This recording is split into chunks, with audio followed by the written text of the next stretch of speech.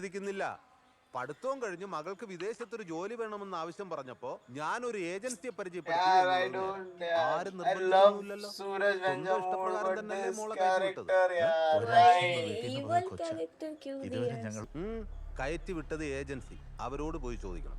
മനസ്സിലായില്ലേ? അവരോടൊക്കെ പോയി ചോദിച്ചതാ, അവരെല്ലാം കൈമലർത്തി. എനിക്കും അത്രയൊക്കെ തന്നെ ചെയ്യാനുള്ളൂ. ഒരു സഹായം ചെയ്തു എന്ന് വെച്ച് കയറ്റി വിട്ട് അന്ന് തുടങ്ങിയതാ. വെറുതെ തലവേദനയാകാൻ നിൽക്കരുത്. നിങ്ങൾക്ക് ആരുമില്ലാന്നുണ്ടെങ്കിൽ നിങ്ങൾ സ്റ്റേഷനിൽ ചെന്നൊരു കംപ്ലൈന്റ് കൊടുക്കും. പൊക്കോ. ആ ഗുവ നീ നിന്റെ കൂട്ടുകാർ ചാക്കിനകത്ത് പണവും കൊണ്ടുവരുന്നത് കാത്തിരുന്നു. എന്താ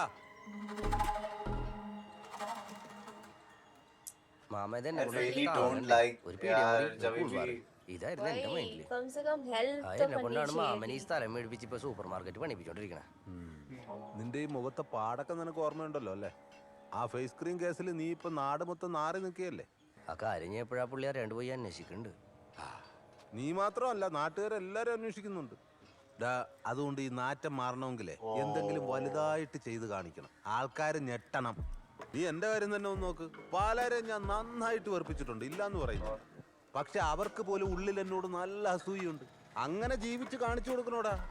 അല്ലാതെ എത്ര കാലം നീ ഇങ്ങനെ അവിടെ ഇരുന്ന് ചരവത്തം അടിച്ചോണ്ടിരിക്കും? ഞാൻ അവരെന്തായാലും ഒന്ന് ഫോഴ്സ് ചെയ്യാം മാമ, ഇനി വൈകില്ല. എടാ, ഞാൻ പറയുകയാണെങ്കിൽ നീ മാത്രമായിട്ട് ഇതങ്ങ് തീർക്ക്. ഒരേ കണ്ടത്തിൽ 4 ആൾ ചേർന്ന് കൂട്ടുകൃഷി നടത്തിയ ആർക്കും ഒരു പ്രയോജനവും കിട്ടാൻ പോകുന്നില്ല. നീ അവന്മാരങ്ങ് ഒഴിവാക്ക്. അയ്യോ എടാ, നീ സമയം പോലെ തിരിച്ചു തന്നാൽ മതിയെന്നേ. നിനക്ക് അതും ബുദ്ധിമുട്ടാണെങ്കിൽ ഞാൻ തന്നെ നിന്റെ പാർട്ട്ണർ ആയിക്കോളാം. നമുക്കിതൊരു ബ്രാൻഡാക്കാടാ. നീ എന്തായാലും ഒന്ന് ആലോചിക്കും. ഞാൻ ഇറങ്ങട്ടെ. അല്ല, ഞാനും വരുന്നുണ്ട്. എനിക്ക് വണ്ടി ഒന്ന് വേണമായിരുന്നു. അല്ല, അത് കുഴപ്പമില്ല, ക്യാമറ ഒന്നും ഉണ്ടാവില്ല. എന്റെ പൊന്നു സുഭാഷ, അപ്പുറത്ത് ചെക്കിങ് കിടക്കുകയാണ്. ഇനി ആ പാർത്തന്റെ കയ്യിൽ നിന്നെ കിട്ടിയോണ്ടല്ലോ, ഇടിച്ച് എണീറ്റ് നടക്കാൻ പറ്റാത്ത പരുവത്തിലാക്കും. ശരി,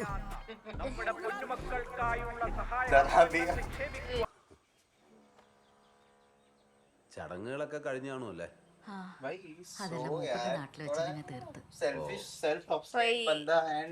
അപ്പൊ പിന്നെ മാടായിപ്പുഴയിൽ ഒഴുക്കണം എന്റെ ആശ. അതാ. എന്നാ പിന്നെ ഞാനും കൂടെ വരാം. അന്നും ഇതൊന്നും അറിഞ്ഞില്ല. അല്ല, ആരോട്ടും അറിയിച്ചതുമില്ല. ഇല്ലായിരുന്നെങ്കിൽ എങ്ങനെയെങ്കിലും തേടി പിടിച്ച് ചേർത്തലയ്ക്ക് വന്നേനെ. ചേർത്തല അല്ല കേട്ടോ, ചാലക്കുടിക്കടുത്ത കുറവിലക്കാവ്, അവിടെയാണ് തറവാട്. നമ്മള് ഞാൻ ശശിധരൻ, രുക്മിണിയമ്മയുടെ. ഇത് മൂപ്പരുടെ ആൾക്കാരാ. അല്ല, ഉത്സവത്തിന് മുന്നേ ഭരതേട്ടന്റെ പേരിൽ ഒരു അനുശോചന യോഗം നടത്തുന്നുണ്ടായിരുന്നേ.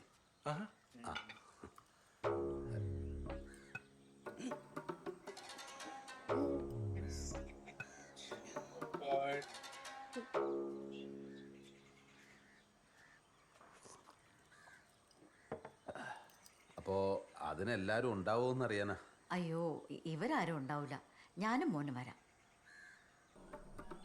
പണ്ട് ഭരതേട്ടൻ വില്ലേജിലും ഞാൻ റവന്യൂയിലൊക്കെ ആയിരുന്ന സമയത്ത് ഞങ്ങൾ 3-4 പേര് ചേർന്ന് ഇവിടുത്തെ ഈ കമ്മിറ്റിയിലുണ്ടായിരുന്നേ. അറിയില്ലേ? നമ്മുടെ ആര്യങ്കാവ് ക്ഷേത്ര കമ്മിറ്റി അല്ലേ? ക്ഷേത്ര കമ്മിറ്റി. അതറിയാം. അപ്പോ അതാക്കാലത്ത് നമ്മളെ ഈ ശമ്പളമല്ലാതെ നമുക്ക് കിട്ടുന്ന പൈസയൊക്കെ ചെറിയ തിരിമറിക്കും കാര്യങ്ങൾക്കൊക്കെ ആയിട്ട് നമ്മളൊരു ഭണ്ഡാരമൊക്കെ വെച്ച് കല്ലൊക്കെ സെറ്റ് ചെയ്തിട്ട് ഞങ്ങൾ ഈ പറഞ്ഞ 3-4 പേര് ചേർന്ന് ഒരു അമ്പലം തുടങ്ങിയായിരുന്നു. ഈ ആര്യങ്കാവ്. അത് നിങ്ങളാണോ തുടങ്ങിയത്? അതെ.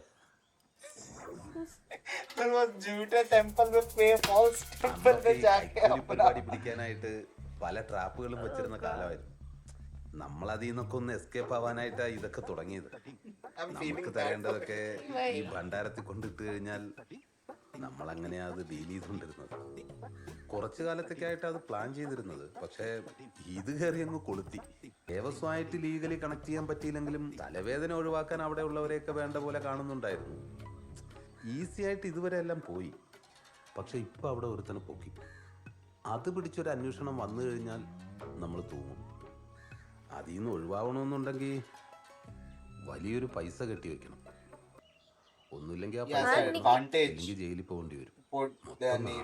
നിങ്ങൾ എന്താ പ്രതീക്ഷിക്കുന്നത്? ഭരതേട്ടൻ ഏതായാലും നമ്മളോടൊപ്പം ഇല്ലല്ലോ. പുള്ളിയുടെ പേരിലോട്ടെങ്ങാനും ഈ കേസ് അങ്ങോട്ടാക്കി തീർക്കുവാണെങ്കിൽ സംഭവം കാലങ്ങളായിട്ട് നമ്മൾ കൂടെ ഉണ്ടെന്നൊക്കെ സമ്മതിക്കാം. എന്നാൽ ഇതിന്റെ ഒരു മാസ്റ്റർ ബ്രെയിൻ പുള്ളിയായിരുന്നുവെന്നും നമ്മളൊന്നും അറിയാതെ ഇതിൽ പെട്ടതാണെന്നൊക്കെ വലിയൊരു മാനക്കേടിയിൽ നിന്ന് ഒഴിവാകാൻ പറ്റും. അങ്ങനത്തെ ഇടപാടിനൊന്നും ആളുടെ പേര് ഉപയോഗിക്കാൻ പറ്റില്ല. ഈ നാട്ടിൽ ഇനി ഇവർക്ക് ജീവിക്കാനുള്ളതാ. പുള്ളി പോയാലും നിങ്ങൾ ഈ പറയുന്ന നാണക്കേടുണ്ടല്ലോ, അത് ഇവർക്കാ ഉണ്ടാവുക. ഒരു ഫ്രോഡിന്റെ ഭാര്യയും മകനെന്ന തരത്തിലായിരിക്കും ആൾക്കാർ ഇവരെ നോക്കിക്കാണാം. ആള് ജീവനോടെ ഇല്ലാന്ന് കരുതി ചുമ്മാ അങ്ങ് തലയിൽ വെച്ചേരുന്നതല്ല. മരിച്ചുപോയ ആൾക്കാണോ ജീവിച്ചിരിക്കുന്നവർക്കാണോ കൂടുതൽ നാണക്കേട് ഉണ്ടാവുക? दोनों ही सफर करते हैं सबसे ज्यादा। ജീവനില്ലാത്തവർക്ക് ആരുടെ പ്രാക്ക് കിട്ടാനാ? നിങ്ങക്ക് വേണമെങ്കിൽ ഞങ്ങളുടെ കൂടെ ചേർന്ന് മുഖം രക്ഷിക്കാം. അതൊന്നും നടക്കാൻ പോകുന്ന കാര്യമല്ല.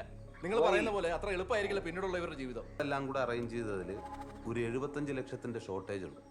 അത് നിങ്ങൾ തന്നാ മതി. 75 ലക്ഷമോ? നടന്നു തന്നെ. നിങ്ങൾ പറയുന്ന ഞങ്ങൾ വെള്ളത്തിനായിട്ട് വിഴുങ്ങുന്നാണ് വിചാരിച്ചിരിക്കണേ. വിഴുങ്ങിയേ നോക്കൂ. പുള്ളി നടത്തിയ ഇടപാടിന്റെ തെളിവെല്ലാം നമ്മുടെ കയ്യിലുണ്ട്. ഒന്നുമില്ലാതെ ഞാൻ ഇവിടെ വന്ന് ഇതൊക്കെ പറയുമെന്ന് നിങ്ങൾക്ക് ആർക്കെങ്കിലും തോന്നുന്നുണ്ടോ? ഒരുപാട് ചകഞ്ഞ് ഫ്ലാഷ് ബാക്കിലോട്ട് പോയാലേ പുള്ളി ഇതിന്റെ തല തന്നെ പുള്ളിയായിരുന്നു എന്ന് നിങ്ങൾക്ക് ബോധ്യപ്പെടും. തലയാ? പണ്ട് കാലത്ത് ശ്രീരാമൻ ലങ്കയിലേക്ക് പോകുന്ന വഴി ഇവിടെ ആര്യങ്കാവ് 3 കൂടിയ കവലയില് ലെഫ്റ്റോ റൈറ്റോ ഒന്ന് കൺഫ്യൂഷൻ അടിച്ച് നിന്നപ്പോ അവിടെ വഴിയരികിൽ കച്ചവടം ചെയ്തുകൊണ്ടിരുന്ന ദരിദ്ര സ്ത്രീയായ മോഹിനീശ്വരി പുള്ളിക്ക് വഴികാട്ടി കൊടുത്തത്ര. ചേച്ചി, ലങ്കയിലേക്കുള്ള വഴിയൊന്ന് പറയാമോ? അത് ഈ വലത്തോട്ട് തിരിഞ്ഞ് നേരെ വെച്ച് പിടിച്ചാ മതി. ഓ, വലിയ ഉപകാരം ചേച്ചി. ചില്ലറയൊന്നും ഇല്ലായിരുന്നു. ശ്രീരാമൻ ക്ഷീണിതനാണെന്ന് മനസ്സിലാക്കിയപ്പോൾ കുടിക്കാൻ സംഭാരവും കഴിക്കാൻ കടലമാവും കടലയും ചേർത്ത ഒരു പലഹാരവും മോഹിനീശ്വരി സൗജന്യമായി കൊടുത്തത്ര.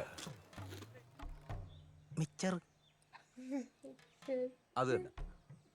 അവരുടെ നല്ല മനസ്സിനോട് മതിപ്പ് തോന്നിയ ശ്രീരാമൻ വെയിലത്തിരുന്ന് കച്ചവടം ചെയ്തിരുന്ന മോഹിനീശ്വരിക്ക് വരമായിട്ട് ഒരു പാർപ്പിടം കൊടുക്കുകയായിരുന്നു. വഴിതെറ്റി പോകേണ്ടിയിരുന്ന ശ്രീരാമന് വഴികാട്ടിയായ മോഹിനീശ്വരി പിന്നീട് 100,000 പേർക്ക് വഴികാട്ടുന്ന മോഹിനീശ്വരി ദേവിയായി. ആ പാർപ്പിടം പിന്നീട് അമ്പലവുമായി. ഈ ഐതിഹ്യം പറഞ്ഞ ഭരതേട്ടൻ നാട്ടുകാരെ മുഴുവൻ വിശ്വസിച്ചു. രാമായണത്തിൽ അങ്ങനെ ആരുമില്ല. ഭരതേട്ടന്റെ കോൺട്രിബ്യൂഷനാ. ഇത്രയൊക്കെ ചെയ്തു വെച്ച ആള് നമ്മുടെ കൂടെ ഇല്ലാന്ന് കരുതിയിട്ട് നമുക്ക് വെറുതെ അങ്ങനെ വിടാൻ പറ്റും? നിങ്ങൾ പറ. തലക്കെന്ത് പറ്റി?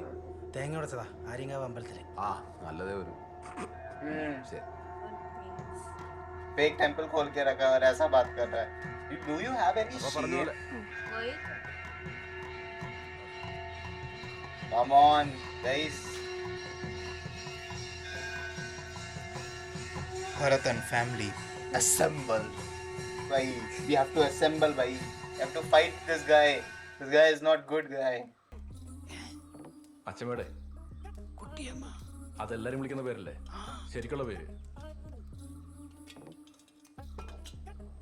മോഹിനീശ്വരി.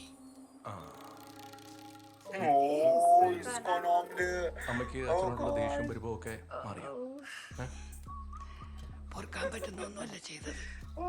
എന്നാലും അങ്ങ് പോയില്ലേടാ, ഞാൻ അങ്ങ് ക്ഷമിച്ചു. Just wait 2 minutes. You will be angry again. It was a mistake, huh?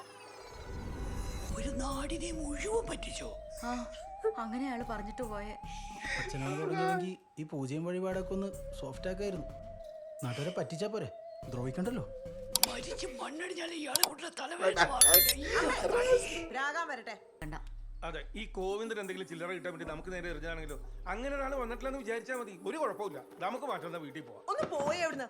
അച്ഛനെ അങ്ങനെ നാട്ടുകാരുടെ മുമ്പിൽ കള്ളനാക്കിയിട്ട് കൊടുക്കാൻ ഞാൻ സമ്മതിക്കൂല. അതിവിടെ ആരും സമ്മതിക്കില്ല. വേറെ ഇപ്പൊ എന്താ ചെയ്യാ? കൊടുത്ത ചില്ലറ കിട്ടണ ഏതെങ്കിലും സ്ഥലത്തിന്റെ മുകളിലായിരിക്കുമല്ലോ ശശിയേട്ടൻ്റെ ആലോചന വന്ന് നിൽക്കുക. നിങ്ങൾ പുറത്തുള്ളവരെ സെറ്റിൽ ചെയ്ത് വിടുന്ന പോലെ ഞങ്ങളെയും കൂടെ വല്ലപ്പോഴും ഒന്ന് പരിഗണിക്കുക. ഞാനൊന്നും നിങ്ങളൊന്നും കണ്ണിൽ പോലും പെടുന്നില്ല എന്നവരെ എനിക്ക് തോന്നി തുടങ്ങി. ഞാൻ പറയണോ കുഴപ്പം? But he has a problem, bhai. Why are you expecting them, bhai?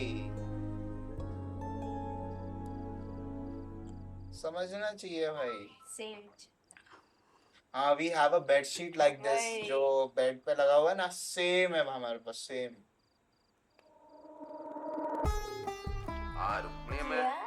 കിടന്നോ? what the? अबे यार मेरे को गुस्सा आ रहा है इसमें यार. ऐसा क्यों कर सकते हैं? कैसे समझ में नहीं आ रहा इसको. नंबर कैसे मिला? WhatsApp नंबर कैसे मिला? രാത്രി കൊണ്ട് മറിച്ചതാ. കണ്ണിൽ ഇരുട്ട് കയറി നിൽക്കുക. വീടോ ഇതൊക്കെ ഇപ്പൊ കൊടുത്തില്ലെങ്കിലേ ജീവിതം മൊത്തത്തിൽ ഇരുട്ടിലാവും. എന്റേത് വൈകിട്ട് എത്തിക്കാം. ഞാൻ പൂട്ടുവേ, അതാരായാലും. ഗോവിന്ദ, നമുക്ക് ഈ മോഹൻദാസിനോടെ ഈ 1.5 CR ഒന്ന് താഴ്ത്തി പിടിക്കാൻ പറ്റുമെന്ന് ചോദിച്ചാലോ? നടന്നത് തന്നെ വെറും നാറിയ. എടാ, ഈ പഴയ പ്രതാപമൊന്നും ഇപ്പൊ ഇല്ലല്ലോ. ഭണ്ഡാരത്തിലാണെങ്കിൽ കാര്യമായ വരവൊന്നുമില്ല. അങ്ങനെ ഇങ്ങനെ വല്ലതും കിട്ടുന്നതാണെങ്കിലോ അത് ഈ ഐതിഹ്യത്തിന്റെ പേരുള്ള മിച്ചന സംഭാരവും കൊടുത്ത് അതാ വഴിക്ക് അങ്ങനെ പോയി കിട്ടുകയും ചെയ്യും. മാത്രമല്ല ഇപ്പൊ പണ്ടത്തെ പോലെ മോണോപ്പൊളി പരിപാടികളൊന്നുമില്ല. പിന്നെ ഇതൊന്ന് ചവിട്ടാൻ പറ്റുമെന്ന് നോക്ക്, ഇല്ലെങ്കിൽ നിർത്താം. നിർത്തിയിട്ട് നമുക്ക് പോവാന്ന്. ആ പോവാ, നിനക്കൊക്കെ പോവാ. കെട്ടിപ്പറക്കി പോവാൻ നിനക്കൊക്കെ വേറെ നാടുണ്ടല്ലോ. ഇത് എന്റെ നാടാ. ആയ കാലത്ത് ഭണ്ഡാരം തുറന്നുണ്ടാക്കിയത് വെച്ച് നീയൊക്കെ മക്കളെ പഠിപ്പിച്ചും നാട്ടിൽ സ്വത്തുണ്ടാക്കി കൂട്ടിയപ്പോഴേ ഞാൻ മൊത്തം ഇറക്കിയത് ഇവിടെയാ എന്ന് വെച്ച് ഞാൻ ആണെങ്കിലേ ഒറ്റയ്ക്ക് പറ്റത്തില്ല എന്ന് മനസ്സിലായോ? भुगतना तो पड़ेगा भाई तुम लोगों को भी, बुरे काम का बुरा नतीजा. ഇനി ഫണ്ട് അറേഞ്ച് ആയില്ലെങ്കിൽ നമുക്ക് മുന്നിൽ വേറൊരു വഴിയുണ്ട്. उसने जुगाड़ करके रखा है सब.